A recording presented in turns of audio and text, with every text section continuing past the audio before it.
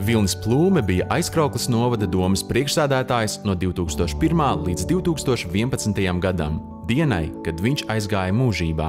Viņš vienmēr visās savās runās uzsvēra: uzsmaidīsim viens otram. Tātad pieiesim ar labestību cilvēku lietām, cilvēku problēmām. Viņš mīlēja Aizkraukli, viņš mīlēja Aizkraukles cilvēkus, viņš mīlēja savu darbu, un viņš nekad, teiksim, viņš vienmēr vērtēja tā, ko viņš varēs izdarīt.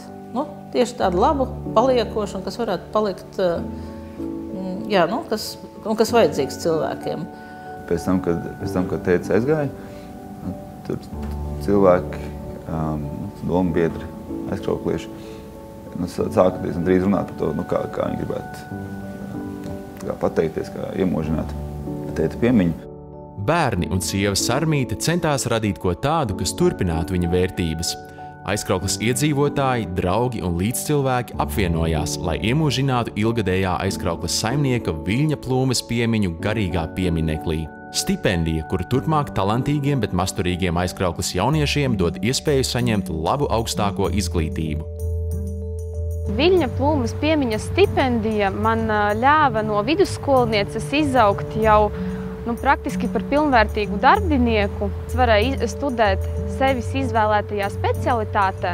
Tas viss paaugstināja manu pašvērtējumu un ļāva saprast gan to, ko es varu darīt, gan to, ko es gribētu darīt šajā dzīvē.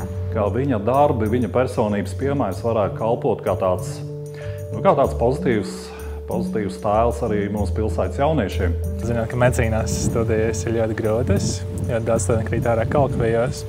Tad ir tas stimuls. Pirmkārt, tas, ka tu vēlies, kā esmu izvēlējies studēt to, ko es vēlos, tas man dzen uz priekšu.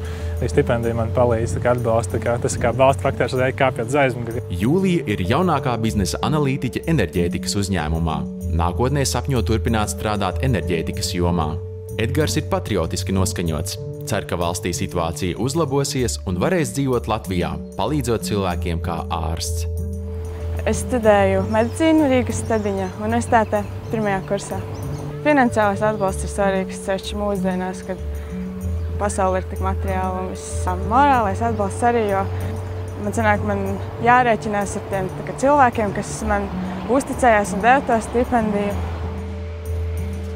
Katra cilvēka un valsts attīstības pamats ir laba izglītība. Ikvienam, kurš vēlas palīdzēt Aizkraukles talantīgo jauniešu izglītošanai labākajās Latvijas augstskolās, palielinot pilsētas un novada iespējas nākotnē iegūt augstas raudzes speciālistus, kā arī kopīgi pielikt roku sava novada augšupējā, iespējams ziedot.